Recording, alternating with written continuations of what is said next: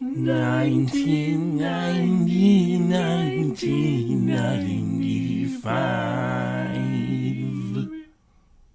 Okay, so I know I promised this would be another lost media-related video about bizarre subtitle situations, but this is my platform, and I need to say something about how stupid subtitles are. This first part won't take too long, I hope. We, as a society, seriously need to elevate the accessibility conversation regarding the subtitling of art. Now, if you're about to yell in my face about, well, my daughter can't hear things and subtitles are a godsend, shut up, you're being a bad ally. The conversation about accessibility needs to genuinely become a conversation about inclusion. When I say inclusion, I mean inclusion in the participation of art. Think about it. What are subtitles as they are now? An arbitrary and necessary feature that itself is treated like a second-class citizen to the art. And this is emblematic of the entire umbrella of the accessibility conversation. I have a comparative metaphor/anecdote for this, and it's a good one, so I'm holding on to it now while I make some other points real quick. Now, as we know, not all subtitles are made equal or delivered as effectively. Some streamers let you change the size and even the color, others less so. This truth is a not so subtle indicator of whether the corporate teams at our entertainment streaming overlords' headquarters are thinking about accessibility as an interesting feature you can give the Fenty beauty treatment, or as some necessity that you throw in that you don't necessarily think deeply about. I want to shift the focus here. Why aren't subtitles a part of the artistic process itself? When you look at the way films like John Wick have handled subtitling translations when characters speak every language and everyone knows, just like in Tekken, why is that the exception and not the rule? Subtitles can be art. They can be part of the artistic process, and this helps with genuine inclusivity for those who need subtitles in their life because it is not an afterthought. The way we treat subtitles now is the equivalent of running an educational facility and being like, yes, we do have a handicapped accessible sidewalk, only for the entrance point to be at the top of a steep hill that is impossible for a wheelchair to traverse without an Olympic gold medalist pushing that entire physical body in a chair up the hill just to go indoors. 2024 is around the freaking corner. We need to evolve. Our ideas about subtitles as they are now are antiquated and terrible, and inclusion shouldn't have to be an afterthought conversation connected to victimhood. I want our subtitle-needing friends to be active participants in the art. I want subtitle usage to be competitive. I want to be like, oh man, I'm really looking forward to how Greta Gerwig is going to design the subtitles for this film. Sing-alongs probably already do this. Karaoke does this. You can have a version with them and a version without them. It's not that hard. Where is my best subtitles Oscars category? We could be having so much fun here, but we're treating people like victims and not like friends. Okay. I've given my State of the Union. Subscribe and discuss, and like it if you like it, and sit back and relax. It's time for the video proper, and this'll be a fun one. Okay, so keeping in the theme, it is time to review some American movies from 1995, and this will be the Weird Subtitle Translation Chaos Edition. Indeed. Today, I'm going to be talking about some rare situations of rare or lost media where I had to, watch it in not English without subtitles or in some other tangentially related strange way. Yeah. These are going to be some wild stories.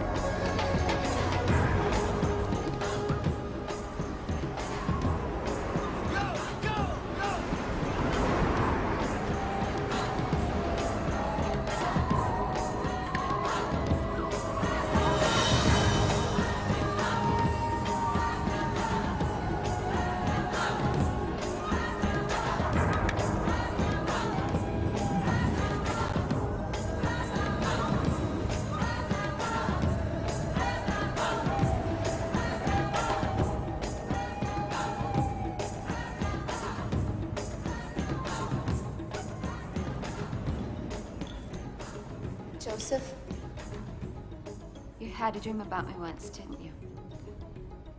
You saw me in your dream. So the first flick we are out here needing to talk about is Slave of Dreams. This one's a Bible movie, bro. An American television Bible movie. More specifically, it's one of the 2 films about good old Joseph that I've seen from 1995. And this one was definitely a weird subtitle situation because... how do I explain this? One of the streamable versions is 40 minutes long, and that one is in the original English, but there's clearly a lot that is not there because the other streamable version is an hour and 30. And that one is also in English, but not really, because there's just a Russian guy loudly translating all the dialogue as it is happening in the hour and 30-minute version. So I guess I did watch this film in English in its entirety, but I had to, train my ears to not listen to the Russian man loudly speaking Russian. Here's a taste.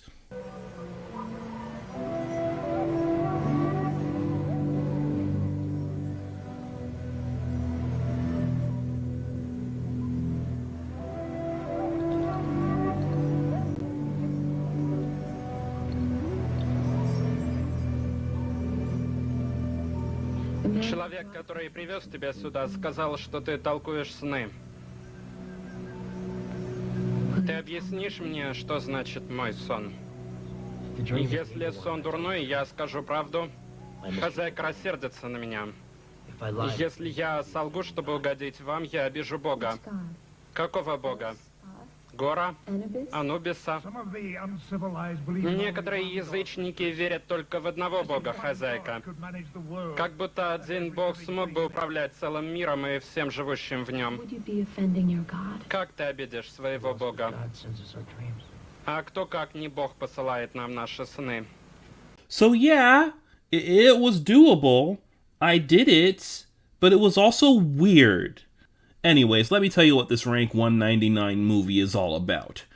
So as I said before, it's a Joseph movie about Joseph, where that guy who does a lot of TV, you remember, is Joseph, and Twin Peaks lady is Elizabeth Taylor. No, wait, I mean Zulaika. She was also Elizabeth Taylor in 1995, but I'm not emotionally prepared to talk about that experience yet in a bad way. But yeah, this movie was weird. This was like a Showtime Egyptian infidelity Bible movie, so it allows the characters to be as thirsty as they need to be to tell the infidelity story, but also it's not trying to stray from the source material, which on one hand seems like a good call, but on the other hand is a weird vibe that shifts from we are talking for a long time about values to Joseph is shirtless again and she is whispering in his ear as he sits in an Egyptian bathtub. I mean, it really is nothing you wouldn't expect at the end of the day. It's just got that TV Bible movie smell about it, you know? Oh, but there is this one really cool dude.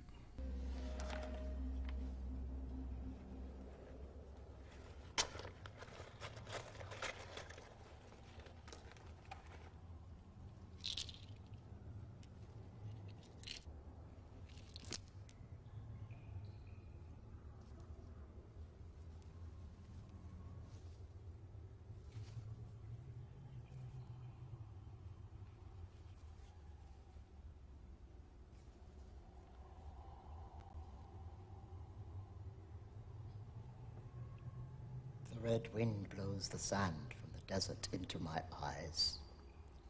All is dark. All is confusion. I have no way to see these dreams. The God King commands you do his bidding. The breath of the God King gives life to me. But this thing he cannot command. It is beyond my power. The chief executioner is here. Yeah, he's cool. Coolest part of the movie, probably. The rest was just Bible. I wasn't unimpressed, but not much truly stood out for me. It was just another boring Bible TV movie. Fear separated them. Where are you taking me? Don't move. Where's my sister? Fate reunited them. Do I know you? And faith guided them. Did you know that would happen? No. We have to keep this a secret. Just until we figure things out. Go get in your car, Mr. Wolf. Those kids can make things fly. Let's make our escape plan. Family Channel presents Disney's Escape to Witch Mountain, Sunday night at 9:05. Okay, so the thing about Elizabeth Moss's Escape to Witch Mountain is I was stuck having to try to watch this like 4 years ago, and 2 years ago, someone finally had the sense to throw the thing on YouTube. So now I look like a crazy person because I had to watch this movie on the motion of the ocean with like half of it in Spanish. This point is moot at this point because I'm like, this one is so rare, oh my god, only for it to be entirely available by the time I make this video. But whatever, this one is rank 194 and it's staying there. As for what I think about the movie, well, the fact that I was still able to tell exactly what was happening beat by beat while having to watch the movie half in Spanish is a good thing because it lets me know that the story is coherent, but not a good thing because it lets me know that the style is almost completely uninventive. I mean, the plot is just, it's Orphan Annie, except she is twins from outer space with space powers like telekinesis and purple. Yeah, one of their powers, they make purple. It is very silly. It is a strong victim of Disney Channel childhood actor disease, I mean. What are you doing? What does it look like I'm doing? I've been looking everywhere for you. We have to make our escape plans. I'm not going anywhere. Are you crazy? Well, this is the best thing that ever happened to us. You want to ruin everything just because we meet some weirdo? That's what I call crazy. He was wearing purple. What does that prove? He could be a witch. Why do you think he wanted us on the mountain? Xander just made that stuff up. Yeah, then how come we're so scared of it? Just know we gotta get away from here. I'm sick of you and your bad feelings. I want to find our real home. Running away will just put us back in that stupid orphanage. It's better than this fancy prison. Well, go on then. Just go back to that stupid little boyfriend of yours. You don't need me, do you? And like, it's so silly. And there's this one part that lives in my head rent-free, and before we move on, I must curse you with it too. This is for you. Now we both have one. Where'd you get it? I snuck into town.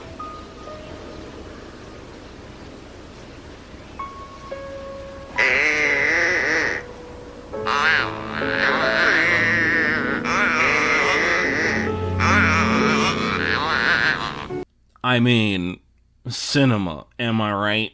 Nagmamakaawa ako sa'yo. Bigyan mo ko ng pagkakataon.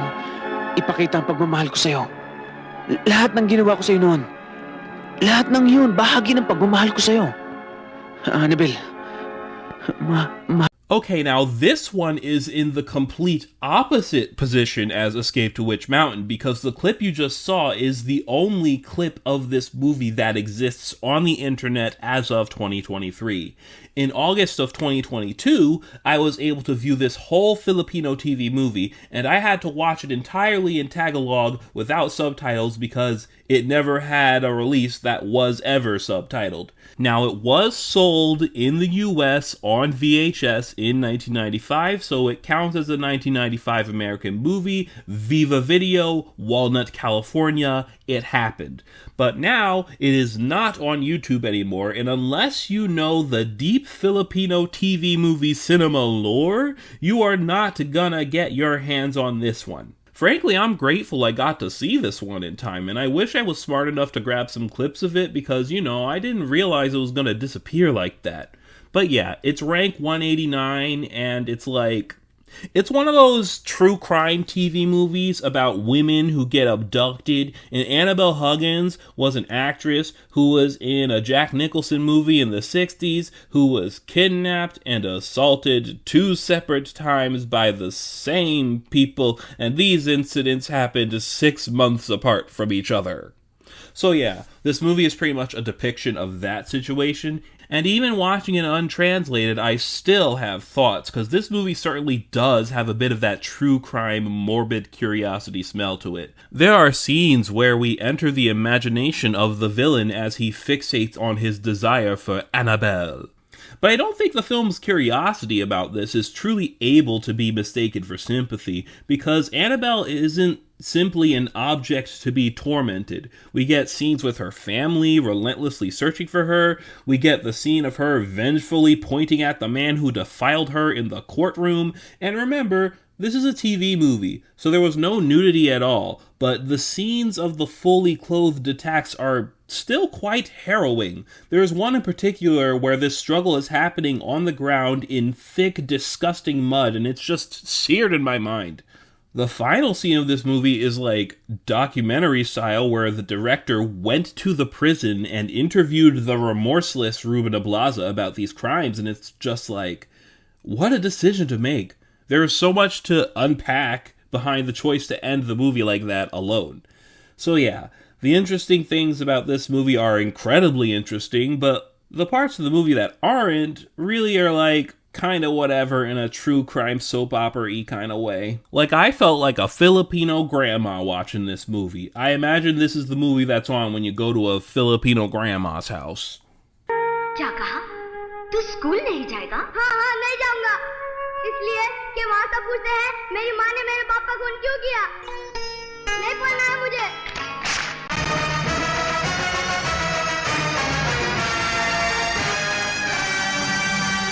Okay, so Hulchul is this fun Hindi Bollywood movie that was distributed in the US by Spark Media Entertainment, so it counts. And when it comes to the subtitle situation, well, the whole thing is just straight up on YouTube, but there are no subtitles. That said, unlike Annabelle Huggins, I was able to locate a translated script so I could read along. An activity I already conducted with According to Pereira after I translated the entire movie myself. But yeah, Hulchul is a rank 177 3-hour epic adopted family Bollywood tale. And you know, it was just so over the top in such a soap opera way, but like, that is just the energy this movie gives. And once you can accept it into your heart, you can really love and appreciate quite a lot about Hulchul.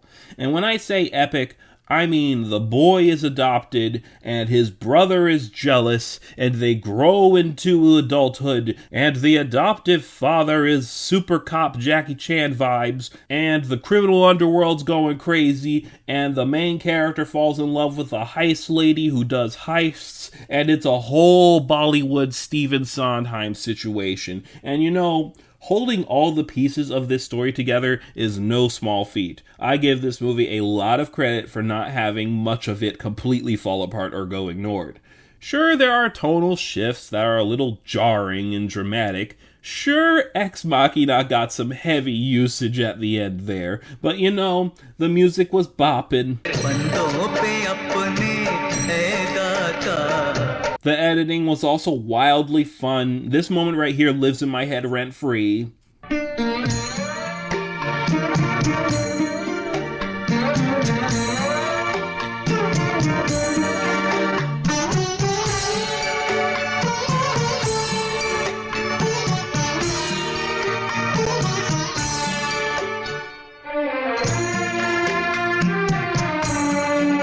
So yeah, I don't really see it as some perfect genre-defining spectacular, but it's a fun time. It's a good time movie, even if you need to have a script open in a different window. It's quite all right, Sergeant, as you were.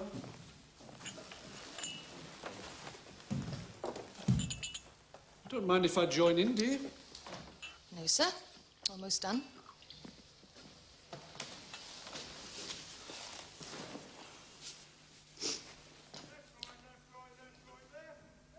We're on leave at the weekend, Captain. Yes, sir. some UN stuff. In Yugoslavia. Or whatever they call it these days. Os dweda dy chwaer rhywbeth, neu os sylwidi ar unrhyw beth, cofio gysylltu â fi. Hidden talents, Captain. When in Rome, sir. Good day, sir. Roberts? Okay, so this final subtitle situation is truly one of the more situations. You see, we are talking about a Welsh situation here, but it counts because it showed up at the Chicago International, so deal with it. This is one of those movies where I'm pretty sure a fully subtitled version doesn't exist simply because it's particularly obscure like that. Additionally, the subtitling might be a much more complicated ask than the typical everything in English situation. You see, the thing about this rank 141 situation is that it is a political drama set in Wales and Northern Ireland in 1990. And the political drama of that time in that place is absolutely directly connected to the use of different languages. And the film itself, which is inspired from the second branch of the legendary Welsh myth of the Mabinogi, didn't know where to include that in this conversation, but I felt I had to throw it in somewhere, so I threw it in here, rotates seamlessly between characters who speak English. The church is right, you know. The thing is either right or wrong. Whatever I do, I try not to avoid the facts. And I face the consequences. Characters who speak Welsh. Mae 'na frwydr gwerth o'i hymladd yng Nghymru hefyd, Bran. Dwi eisiau gwneud rhywbeth.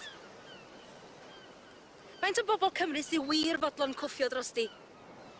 And characters who speak Gaelic. Agus an sin, Sean Caileenberg, a grech she's in crook, a groigi an a muck, sheer, on a hula ar lar. And these language barriers are specific and necessary details that add a unique kind of weight to the conversations these characters are having with each other. Don't believe me? Look at this. Branwen was just passing. She had a Irish. Look, I'm very sorry what happened. But if you want my advice... I don't. I'd take that son of yours back to Wales. I'd take Kevin out of all this. I'll tell you something for nothing. You'll not be going to Dominic's memorial service tomorrow. Excuse me. The Brits are already trying to tell me what to do and how to run my life. Oh, see? So this is the front line? Listen, you haven't lived through years and years of this. You have no idea. Oh, Paddy and the Emmons don't like to hear this. But who hears my voice, eh? If I said I'd had enough, would anybody listen? Of course, I'd have to say it in English. Does not having the language make me less Irish?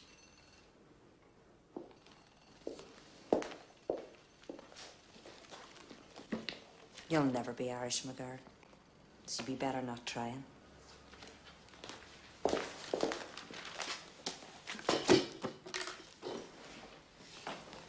Doesn't someone have to do something? What you do with your life is your concern. But don't sacrifice Kevin and Gwen.